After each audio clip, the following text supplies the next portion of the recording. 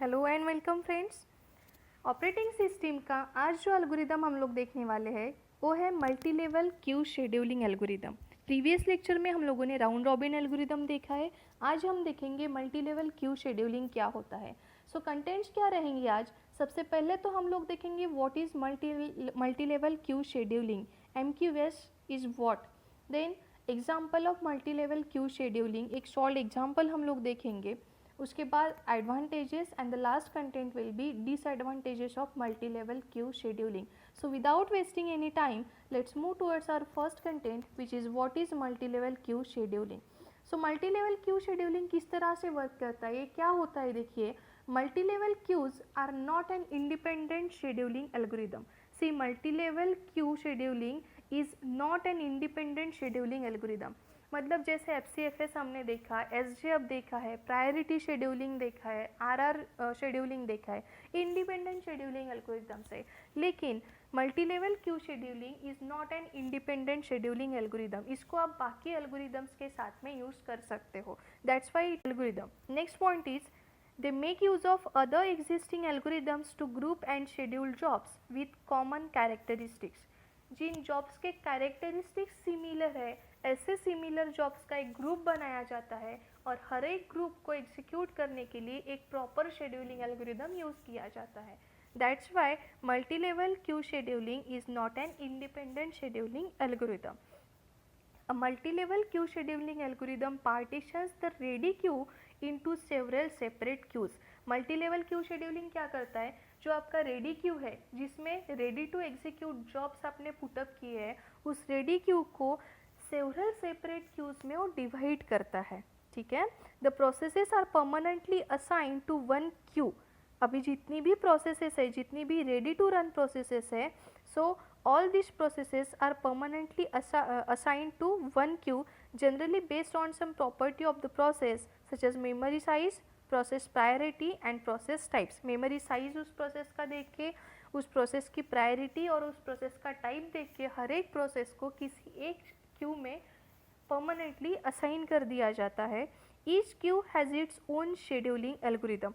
अभी कंसिडर करिए कि एक रेडी क्यू में 5 डिफरेंट प्रोसेसेस हैं और उस रेडी क्यू को 5 सेवरल क्यूज़ में अगर डिवाइड किया OS ने, तो प्रोसेस P1 चली जाएगी Q1 में, प्रोसेस की P2 चली जाएगी Q2 में, P3 will be in Q3, P4 will be in Q4 and process P5 को रख दिया जाएगा Q5 में।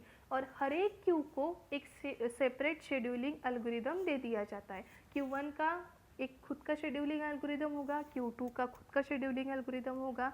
इस तरह से आपका multi level queue scheduling work करता है। For example, some queues are used for the foreground processes. जो फोरग्राउंड प्रोसेसेस होती है उनके लिए कुछ एल्गोरिदम्स है, और some for the background processes, कुछ बैकग्राउंड प्रोसेसेस के लिए भी क्यूज असाइन कर दिए जाते हैं। Now the foreground queue can be scheduled by using round robin algorithms. जो फोरग्राउंड क्यूज़ होते हैं, जो फोरग्राउंड क्यूज़ में प्रोसेसेस होगी, उनका एग्जीक्यूशन किया जाता है by using the round robin scheduling algorithm, while the background queues is scheduled by first come first serve algorithm. जो बैकग्राउंड क्यूज़ में प्रोसेसेस है उनका इम्प्लीमेंटेशन किया जाता है FCFS फैशन यूज़ करके। Let us take an example of a multi-level queue scheduling algorithm with 5 queues। अभी multi-level scheduling का एक एग्जाम्पल हम लोग देखेंगे जिसमें 5 तरीके के क्यूज़ हम लोगों ने यहाँ पे यूज़ किए हैं।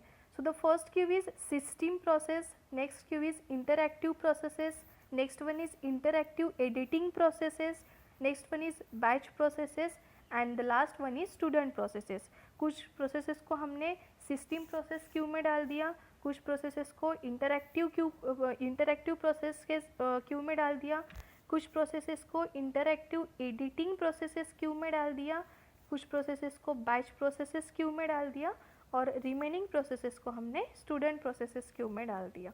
एक एग्जांपल, एक डायग्राम आपको यहाँ पे बताई है। Highest to lowest priority, system process queue highest priority queues होता है, उसके बाद होता है इंटरएक्टिव प्रोसेस क्यू, उसके नीचे होता है interactive editing process queue, next one is batch processes and lowest priority queues are of student processes. जो स्टूडेंट प्रोसेसेस है उनकी लोएस्ट प्रायोरिटी होती है, जो सिस्टम प्रोसेसेस है उनकी हाईएस्ट प्रायोरिटी यहाँ पे होती है। Now let's take an example of multi level queue scheduling algorithm. यहाँ पे आपको 4 प्रोसेसेस गिवन है, P1, P2, P3 and P4। चारों के अराइवल टाइम से 0 मिली सेकेंड्स, मतलब इस 0th पोजिशन पे चारों प्रोसेसेस सिस्टम में अवेलेबल थी। P1 का burst time is 5 milli seconds, P2 का बर्स्ट टाइम है 3 मिली सेकेंड्स, P3 का burst time 8 milli seconds and P4 का बर्स्ट टाइम आपको गिवन है 6 मिली सेकेंड्स। अभी मल्टी लेवल क्यू शेड्यूलिंग में रेडी क्यू को सेवरल क्यूज़ में डिवाइड किया जाता है। सो यहाँ पे इसके एग्जांपल में आपको क्यूज़ के नंबर भी यहाँ पे दिए होते हैं। सो इस एग्जांपल में हम लोगों ने बेसिक दो ही क्यूज़ का हम यूज़ कर रहे हैं, Q1 एंड Q2। अभी Q1 में कौन कौन सी प्रोसेसेस है, process P1 and process P4, and Q2 में हमारी प्रोसेसेस है P2 एंड P3। सो इस टेबल, इतना टेबल आपको क्वेश्चन में गिवन होता है, उस टेबल के बेसिस पे सबसे पहले आपको सॉल्यूशन में एक गैंट चार्ट ड्रॉ करना होता है। अभी हम कंसिडर करेंगे कि Q1 की priority, Q1 is of highest priority queue then the Q2। Q2 की प्रायोरिटी कम है एंड Q1 की प्रायोरिटी हाईएस्ट है। सो जिस क्यू की प्रायोरिटी हाईएस्ट होगी उस क्यू की प्रोसेसेस हम लोग पहले एग्जीक्यूट करेंगे और बाद में लोएस्ट प्रायोरिटी क्यू की प्रोसेसेस एग्जीक्यूट करेंगे। सो हमारा हाईएस्ट प्रायोरिटी क्यू कौन सा है, Q1 में कौन कौन सी प्रोसेसेस है, P1 and P4। So arrival time तो बाय डिफ़ॉल्ट 0 ही है चारों प्रोसेस के।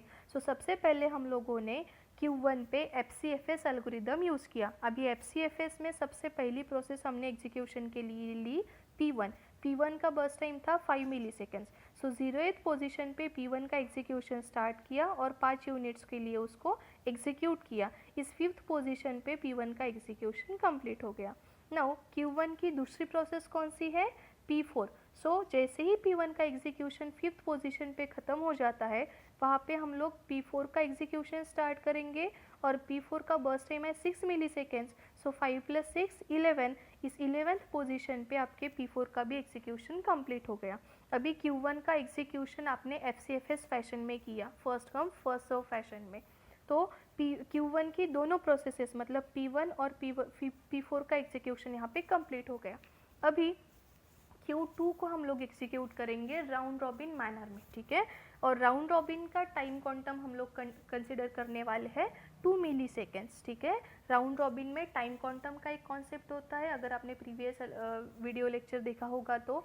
और राउंड रॉबिन का टाइम क्वांटम हम लोग यहाँ पे कंसिडर कर रहे हैं 2 मिली सेकेंड्स।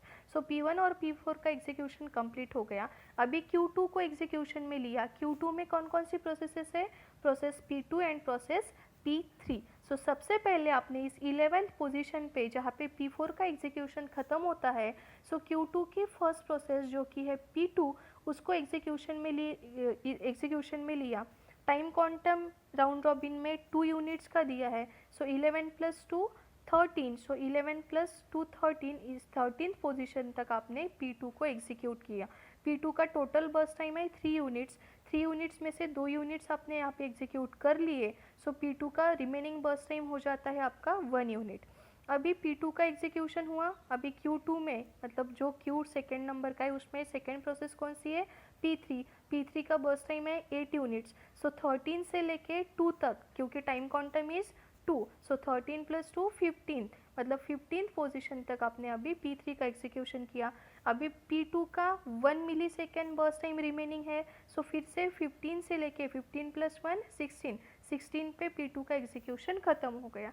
और यहाँ पे P2 का एग्जीक्यूशन ख़त्म होने के बाद आपके पास एक ही प्रोसेस बचती है जो कि है P3 के 2 यूनिट्स आपने यहाँ पे एग्जीक्यूट कर लिए, मतलब अभी 6 ही यूनिट्स रिमेनिंग है। सो 16th पोजीशन पे जब आपने P3 का एग्जीक्यूशन स्टार्ट किया तो 16 + 6 22, और इस 22nd पोजीशन पे आपके चारों प्रोसेस का एग्जीक्यूशन ख़त्म हो जाता है। आई होप आपको एग्जाम्पल क्लियर हो गया हो। अगर नहीं समझाए तो कुछ क्वेरीज है तो आप कमेंट बॉक्स में या फिर जो मेल आईडी यहाँ पे नीचे प्रोवाइड किया है तो आप आपके क्वेरीज पूछ सकते हो। Q1 is greater than priority of Q2. Q1 uses FCFS, Q2 uses round robin. Round robin का टाइम क्वांटम आपको 2 यूनिट्स का दिया है। सबसे पहले Q1 की प्रोसेसेस जो है P1 और P4 उसको एग्जीक्यूट किया जाएगा इन FCFS फैशन, एंड उसके बाद Q2 की जो प्रोसेसेस है P2 एंड 3 उनको एग्जीक्यूट किया जाएगा बाय राउंड रॉबिन फैशन। तो इस तरह से आपका एग्जाम्पल कंप्लीट हो जाता है यहाँ पे। Next content is advantages of multi level queue scheduling. Multi level queue scheduling में एक एडवांटेज आपको दिया है जो कि है application of separate scheduling for various kind of processes is possible. मतलब सिस्टम प्रोसेसेस के लिए खुद का एक शेड्यूलिंग एल्गोरिदम आप दे देते हो, इंटरैक्टिव प्रोसेसेस के लिए उसका एक खुद का एल्गोरिदम दे देते हो। मतलब जिस तरह की प्रोसेस है उस तरह का algorithm you can easily assign in this multi level queue scheduling. यहाँ पे it is not an independent scheduling algorithm. So जिस तरह की प्रोसेस है उस तरीके का एक शेड्यूलिंग एल्गोरिदम आप उस पर्टिकुलर प्रोसेस को असाइन करके दे सकते हो। ये एक ही एडवांटेज है मल्टी लेवल क्यू शेड्यूलिंग का। And last slide of today's lecture is disadvantages of multi level queue scheduling. So multi level queue scheduling में the lowest level processes faces starvation problem. जो लोवेस्ट लेवल प्रोसेसेस है, जो lower priority queues की processes है, जो lowest level processes है, उनको starvation का प्रॉब्लम फेस करना पड़ता है। स्टार्वेशन मतलब उनको बहुत ज़्यादा टाइम के लिए वेट करना पड़ता है खुद का एग्जीक्यूशन का टर्न आने के लिए। खुद का एग्जीक्यूशन स्टार्ट करने के लिए उनको बहुत टाइम के लिए वेट करना पड़ता है सिस्टम में। उस प्रॉब्लम को कहा जाता है स्टार्वेशन प्रॉब्लम। और अगर आप मल्टी लेवल क्यू शेड्यूलिंग करके प्रोसेसेस का एग्जीक्यूशन करते हो तो जो लोवेस्ट लेवल प्रोसेसेस है, दैट लोवेस्ट लेवल प्रोसेसेस में फेस स्टार्वेशन प्रॉब्लम। सो इस तरह से हम लोगों ने फ्रेंड्स आज multi level queue scheduling algorithm complete किया। नेक्स्ट वीडियो लेक्चर में multi level feedback queue scheduling हम लोग देखने वाले हैं। तब तक के लिए चैनल पे बने रहे। Thank you, have a great day.